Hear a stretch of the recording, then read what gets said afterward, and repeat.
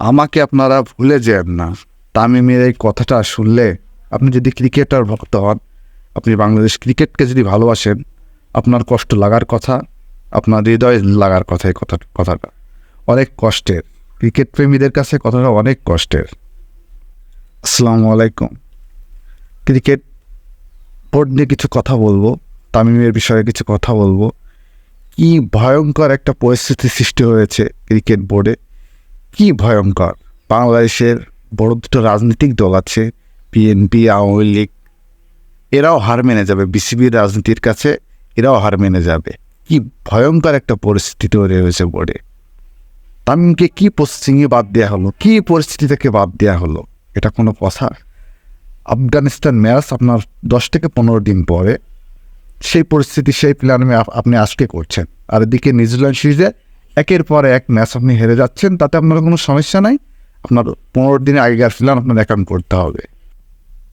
Physio বলছে Tamim fit, cricket medical team বলছে Tamim fit. Tamim বিষয়টা নিয়ে চ্যালেঞ্জ করতেও চেয়েছে। হ্যাঁ, ঠিক আছে, বাংলাদেশ প্লেয়ার আনফিট প্লেয়ার নিবে না।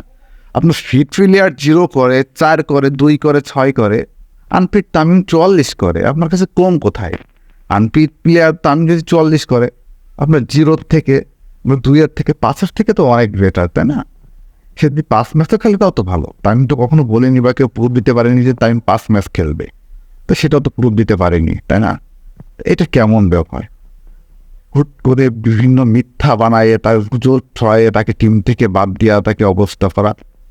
তামিমের ভাই নাফিস ইকবালকেও টিম থেকে সরিয়ে দেওয়া হলো, টিম ম্যানেজার তাকেও বাদ দিয়ে দেওয়া হলো, যে সে টিমের কিছু তথ্য যে তামিমকে দিয়ে দিবে, এমন কথা বলে। হ্যাঁ, ঠিক আছে, আপনি তামিমকে বাদ দেবেন, ঠিক আছে। আপনার তো ভারতের মতো অপশন নেই, তাই না? যে ভারতে কাউকে সুযোগ দিলে সে 100 মারে, 50 মারে, আর আপনি কাউকে সুযোগ দিলে সে 0 করে, ডিম এমন অবস্থা। আর সেই তামিমকে সাথে আপনি 5 নম্বরে ব্যাট করাবেন? এটা কোনো কথা? আপনার অ্যাভেলেবেল যদি ওপেনিংয়ে প্লেয়ার থাকতো, যে না, ওপেনিং যে 2জন থেকে আমি দিচ্ছি, ব্যাট করাচ্ছি, সে অনেক ভালো ব্যাট করছে বা অনেক ভালো খেলতেছে, তামিমকে ওপেন দরকার না, নিচেই নামাই দাও, ঠিক আছে। কিন্তু আপনার ওপেনে যাদেরকে ট্রাই করতেছেন, এক্সপেরিমেন্ট করতেছেন, তারা 0 করতেছে, সবাই 0। কেউ তো ভালো খেলতে পারতেছে না, যে আপনি তামিমকে সরাই দিলেন, হয়ে গেল। তামিম কি সেটা মেনে নিবে? তামিম কি দলের ভালো চাই? তামিম মেনে নেবে না তো। আপনি সাকিব আল হাসান ধোনির উদাহরণ দিয়েছে, উইলিয়ামসনের উদাহরণ দিয়েছে। আপনাদের ওপেন সিস্টেমটা কি ওই 2টা দেশের মতো যে ওদেরকে সরাই দিতে চাচ্ছেন? ভালোর ভিতরে, খারাপের ভিতরে, মন্দর ভালো যদি বলেন, তাও তো তামিমই বেটার। 0, 1, 2, 6, এর থেকে তো 44 বেটার, তাই না? এর থেকে 44টাই ভালো। তামিম আর একটা কথা বলেছে, তামিমের কথাটা আসলে, এই কথাটা আপনার ভাবতে হবে, আপনার অ্যানালাইসিস করতে হবে। যে তামিম বলেছে আমার একবার সমস্যা হলে ঠিক আছে, দ্বিতীয়বার হলে ঠিক আছে, ডিস্টার্ব করলে ঠিক আছে, তৃতীয়বার বলছে আমাকে একের পরে এক ডিস্টার্ব করা হচ্ছে। আমি যেমন ফিট হচ্ছি, ঠিক হচ্ছি, ভালো হচ্ছি, ভালো কিছু করতে যাচ্ছি, তখন আমাকে আবার ডিস্টার্ব করা হচ্ছে। তাই আমি বলেছি, এই ডিস্টার্ব, এইটা চাই না, আমি এই নোংরামির ভিতরে থাকতে চাই না, এই নোংরামির ভিতরে আমি থাকতে চাই না, আমাকে সরিয়ে দিন, আমাকে বাদ দিয়ে দিন, আপনার বাদ দিয়ে টিম করুন, আমি নোংরামির ভিতরে থাকতে চাই না। কি অবস্থা চিন্তা করেন, একটা মানুষকে কত প্রেশার দিলে, কত বাধাগ্রস্ত করলে এমন হতে পারে। আপনি একবার ভাবেন তো, সিনিয়র প্লেয়ার তামিমের সাথে যদি এমন হয়, তাহলে জুনিয়রদের সাথে কী হয়? বোর্ডে জুনিয়রদের সাথে কী হয়? বাংলাদেশের কোনো সিনিয়র প্লেয়ার বা সম্মান নিয়ে কি সে দলটিকে যেতে পেরেছে? সবাই লাঞ্ছিত, অবদস্ত হয়েছে। মার্শাকি দেখেছেন, তামিমের পরিস্থিতি দেখেছেন। কাল যে সাকিব এমন হবে না, সাকিবের পরিস্থিতি যে এমন হবে না, কে বলতে পারে? কি অবস্থা বোর্ডের, চিন্তা করেন কোন লেভেলে পৌঁছে গেছে এদের রাজনীতি, কি অবস্থা। এখন তো বলা উচিত বাংলাদেশে আওয়ামী লীগ, বিএনপি আর বিসিবি, 3টে দল বাংলাদেশে। তামিম, সাকিব, মাশরাফি, রিয়াদ, এরা বাংলাদেশের বিগেস্ট প্লেয়ার, এরা ওয়ার্ল্ড ক্লাসের প্লেয়ার। আপনি প্লেয়ারদের সাথে তুলনা করতে পারেন। এরা যদি এমন হয়, তাহলে কীভাবে বোর্ড চলবে? বোর্ড কোন লেভেলে চলে গেছে? এরা কিভাবে চলে, কার কথায় চলে?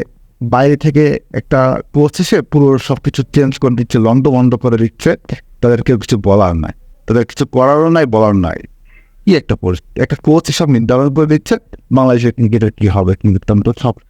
আসলে পাপন সাহেব বা হাতুড়ি সিং, সাকিব আল হাসান এরা তো প্রধানমন্ত্রীর উপরে। পাপন সাহেব তো কিছু হইলেই আপারে ফোন দেয়, আপা এ হয়েছে এ হয়েছে। আপার রিকোয়েস্টেই তো আপনার আপার রিকোয়েস্টেই তো তামিম ব্যাক করলো, তাই না? আপনার আপার কথা কি আপনি রাখলেন? বাংলাদেশের প্রধানমন্ত্রী কথা কি আপনি রাখলেন? তামিম তো তার কথা রাখতে, তার অপমান না করতে সে তো ব্যাক করলো, তাই না? আপনারা কি করলেন? নয়তো তামিমের সাথে প্রধানমন্ত্রীও তো অপমান করলেন। হ্যাঁ ঠিক আছে, আমরা আবেগী বাঙালি, আমাদের খারাপ লাগে ভালো লাগে সব ঠিক আছে। আমরা ক্রিকেটকে ভালোবাসি, ক্রিকেট আমাদের আবেগের জায়গা বলে আমরা কথা বলি, আমরা কথা বলতে চাই, আমরা প্রতিবাদ করতে চাই। আমরা এমন বাংলাদেশ চাই না। আমাদের টিম ভালো একটা শেপে ছিল, আমরা অনেক আশা ছিল। হাতুড়ি সিং বলতেছে তাদের স্বপ্ন দেখেন না, দেখে বাংলাদেশের এমন, বাঙালির এমন স্বপ্ন না দেখে। প্রথম আলোয় তিনি রিপোর্ট করেছে, তার বিরুদ্ধে কোনো স্টেটমেন্ট আসলো না। আর সাকিব তামিম নিয়ে অনেক কথা হচ্ছে, অনেক কিছু হচ্ছে, তাই না? তামিমকে নিয়ে এমন নাটক চায় না, চায় না যে আরও কোনো প্লেয়ার এইভাবে অপদস্থ হোক। আমরা এটা চাই না, আমরা এটা কাম্য করি না, আশা করি না। অনেকেই তো বলতেছে তামিম নাই, খেলা দেখবো না, মিছিলকে বয়কট করি। আমাদের মনে তো তাই হচ্ছে, তাই না? যে কী খেলা দেখব?